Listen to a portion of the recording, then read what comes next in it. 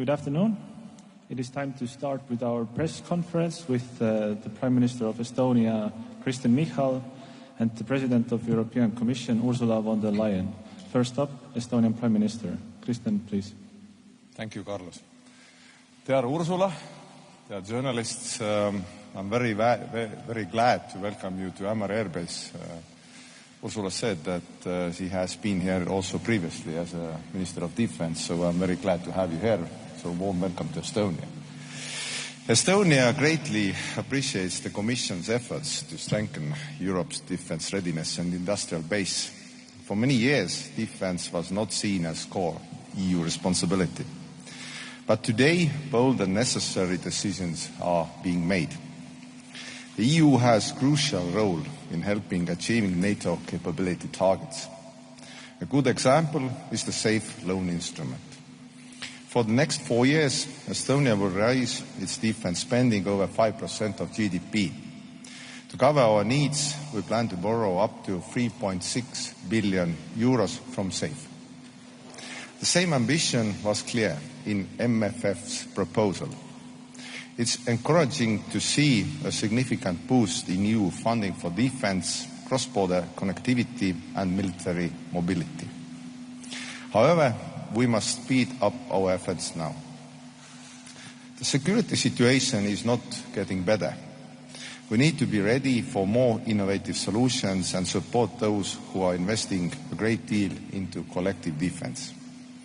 Dear Ursula, your visit to our region is very well timed. Recent drone incidents, which we talked about, show that we need to enhance our defense capabilities and invest into drone detection and response. Estonia is investing in this, but there's need to increase EU support even before the MFF. This way we can build our drone wall faster and broader to keep our common external border safe. With the Commission's support, the Baltic countries successfully desynchronized our energy grids from Russia and connected to the European network this spring. Now we must ensure that our energy infrastructure remains secure and resilient. This calls for increased EU support through the Connecting Europe facility across the Baltics from Estonia to Poland. Finally, we also discussed Russia's aggression against Ukraine. Russia continues and even intensifies its cruel attacks against Ukrainians far from the front line. This clearly shows that Putin is not looking for peace. The only language Putin understands is pressure and strength.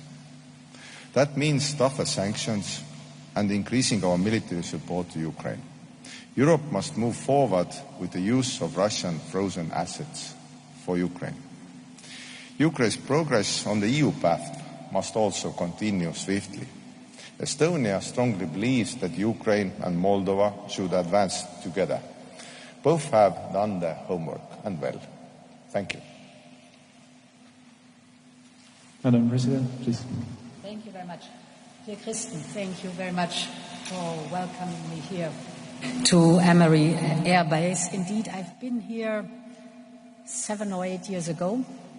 I remember it was the first Russian invasion in Crimea, and we had just started the principle of air defense here in Estonia together with other allies. It's for me very impressive to see how much infrastructure has been added since then. So Amari plays a key role in Europe's rapidly evolving defense infrastructure, and congratulations for what you have built up here. Dear Kristen, the risks that Estonia has long warned us about what Russia is concerned have now materialized. We see Russia's brutal war against Ukraine, and it is very obvious, and that's your daily experience, that Putin will not stop. And this is why it is so crucial and paramount that we are consistent in our support, ironclad support for Ukraine, and that we care for our own defense posture. So we will continue to provide vital political, economic and military support to our brave neighbor. We are tightening the sanctions against Russia, specifically on the Shadow Fleet. We had an intense discussion about the shadow fleet, and we have seen that we have to work on further options, building on the experience that you have here in Estonia with the shadow fleet, and the Finns have also with the shadow fleet. So we want to draw on your experience and tighten and sharpen the sanctions against the shadow fleet. We are also advancing the work on the use of the Russian frozen assets, because it's clear that the predator has to pay for what he did. At the same time, as you described, we are observing that Russia and its proxies are testing our resilience. They are probing our vulnerabilities, specifically in the Baltic airspace and at sea. And it was very insightful what you described here from your daily experience that you have. So it's for me very clear also that we have to have a new approach to the new strategic importance of the Baltic Sea. We have to raise the attention what the strategic importance of the Baltic Sea is concerned. Against this backdrop, we have to strengthen Ukraine's defense on one side, and we must take greater responsibility for our own defense posture. And this is the logic behind the 800 billion euro defense industrial plan that we have launched. 150 billion of it is the SAFE instrument, a joint procurement instrument. With SAFE, we are producing the capability that Europe needs most. So whether we're speaking of drones and missiles or cyber defense or the whole space dimension, with SAFE we will work, for example, on a comprehensive European air shield, not only to protect our airspace, but also as a strong symbol of European unity in defense. 19 member states have signed up for SAFE by now. Estonia is part of them, and I'm very happy that I can say that we have full subscription now for the 150 billion euros of SAFE, joint procurement, to improve our own defense posture with joint European projects, but also to, for example, invest in the Ukrainian defense industrial base. The options are here on the table.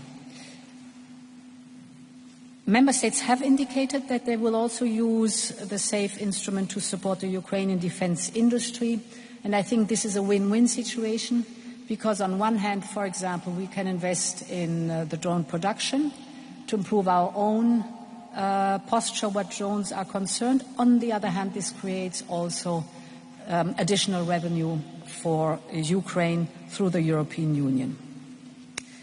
Dear Kristen, Estonia is already among NATO's top defense spenders relative to GDP. It's at 5%, if I'm correct. On top of this, you have asked for budget flexibility to boost spending, defense spending, under the National Escape Clause. 15 member states have done the same. So we are rapidly investing more, we are investing better, and we are investing European. Now, if I look forward, there are three different main tasks we have to work on.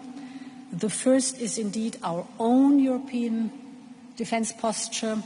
In October at the European Council in Denmark, the informal European Council, the Commission will present the roadmap for Readiness 2030, where we analyze the gaps that we have and how to fill them.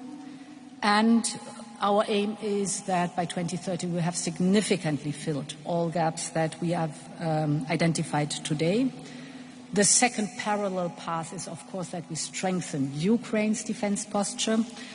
And the third element is for the long term. It is our long-term new modern European budget that the Commission has just proposed. Here we put a strong focus on defense. We are increasing by 5-fold the defense investment in the proposal and 10-fold military mobility.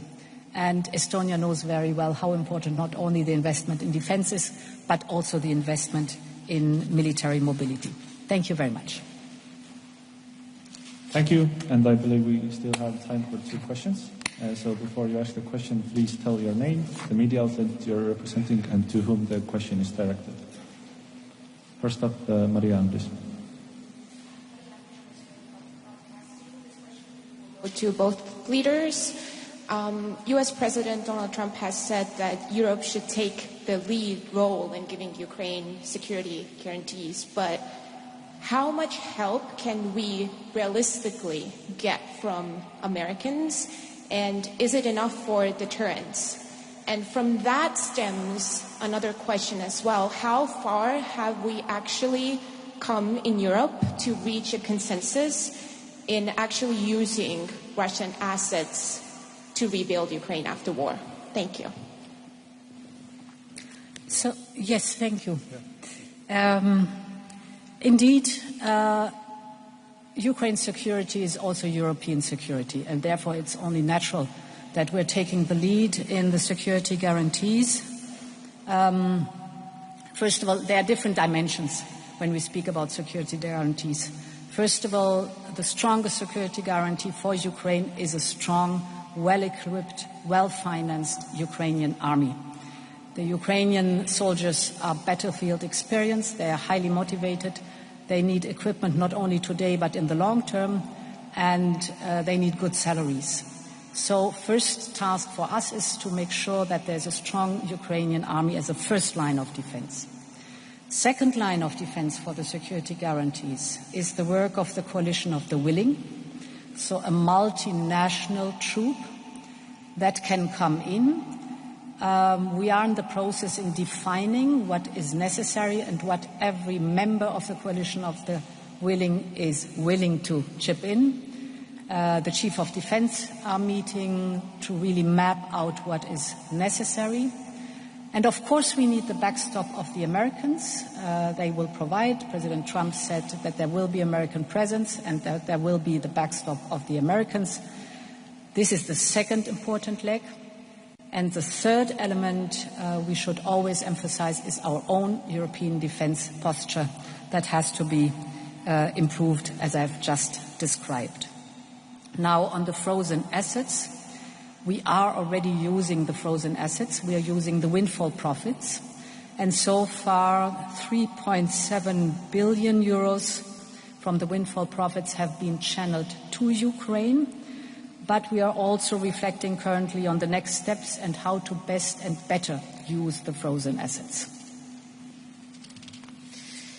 I would also say that starting from the frozen assets, that question is well timed, because right now our foreign ministers are talking about it, the usage of foreign assets.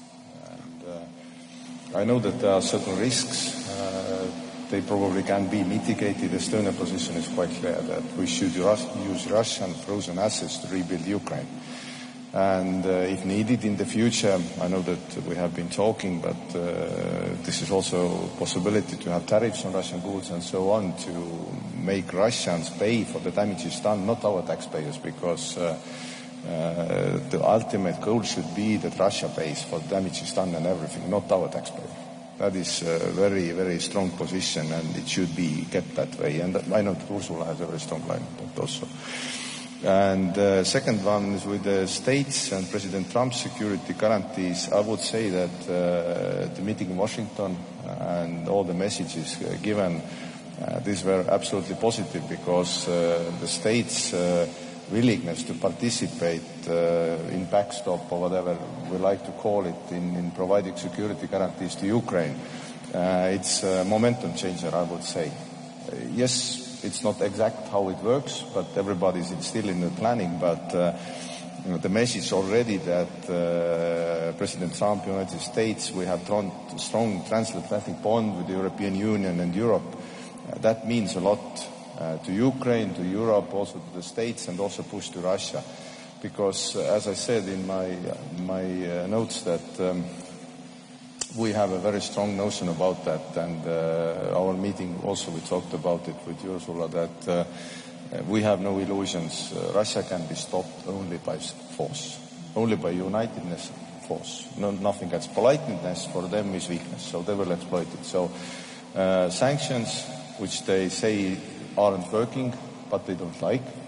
Probably is the first thing, and second thing is united work with also transatlantic bond, and Europe is quite well working. I would say Europe is stronger than it was 6 months or 1 year back. So thank you.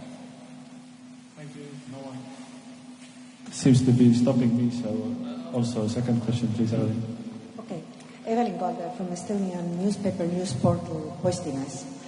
I have heard a rumor that the United Kingdom may want to stop training Ukrainian soldiers under Operation Interflux. So, do you think European Union could have resources and will to take over that part of the training? So what I cannot answer is any kind of rumor, and a rumor concerning another country. But we're very proud that up to today we have trained almost 90,000 Ukrainian soldiers, and of course we will keep the training up. So that is one of the contributions from the European level, for example, to the Coalition of the Willing. Okay. Yeah, okay. As Ursula said, that it's for the UK allies to comment on their operations, but I read a week ago that this operation will be extended until the end of 26 already. So that is the first point. Second, Estonia, of course, supports any operations, expand training Ukrainians in any framework. Interflex, EU, EMAM, Coalition of the Willing. All of them are supported by us, and we also have a strong political will, as Ursula also already mentioned, that there's like everybody's asking what will be everybody's contribution in certain points, and Estonia has already said that we are willing to participate also in training missions, and also we are participating in Coalition of the Willing if needed. So we have made our decisions already. Thank you. Thank you. That concludes the press conference. Okay. Thank you.